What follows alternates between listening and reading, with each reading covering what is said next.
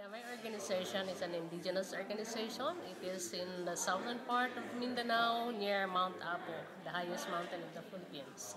My tribal group is known as Manoho. It means people.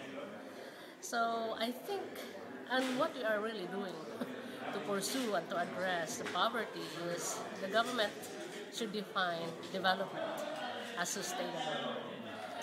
Indigenous peoples has been a victim of many displacement. You know, the displacement is not only economic; it's also their dignity as people, their culture, their attachment to the nature. But most cases, indigenous community has been displaced because of the development that destroys environment. Example is the mining. You know, there are many mining companies now in Mindanao that they really destroys the environment. They blasted the mountain. You know, they cut the trees. So if people will be displaced and there's no alternative, you know, if this kind of destruction in environment also pollutes the river and also the air, and there's no more land where we can plant. I think that is also the process of why Filipinos or many indigenous peoples have suffered from poverty. My tribal dress.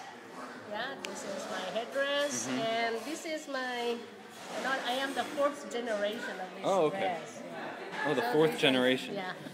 So it belongs to my great grandmother. It's beautiful. It's absolutely beautiful. Yeah. This is made. The color is natural from the plant. It is, and you know, to make this shiny, it's from the shell of the sea, from the sea, and this is from the abaca. Abaca is like a fiber.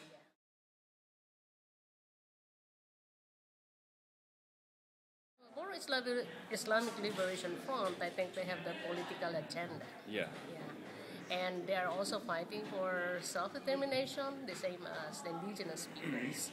But before the government came in the Philippines, in Mindanao particularly, indigenous peoples and Moro, we call it Moro or Muslim, we have already our own territorial boundaries. And then the Christian settlers came in. And the settlers came, and also the imposition of the government.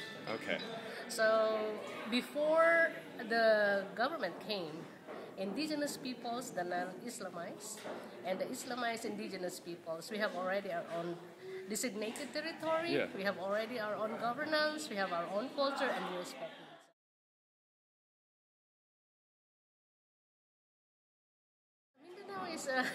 Mindanao history is a history of conflict.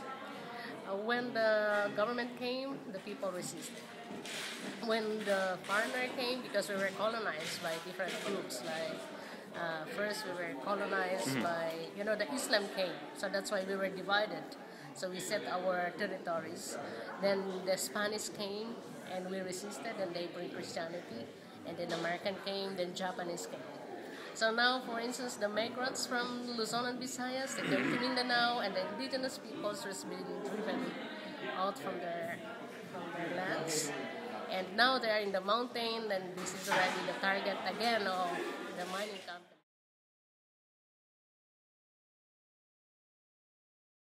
Yes, and especially for indigenous peoples is always subject for discrimination. When you are discriminated, sometimes you really get less, or not even given attention, or you're being neglected. Definitely.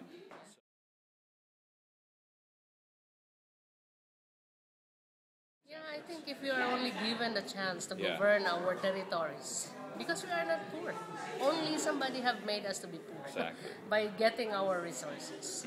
So if we only given the chance, if our rights, our inherent right, will be recognized and respected to our land, I think we can address poverty.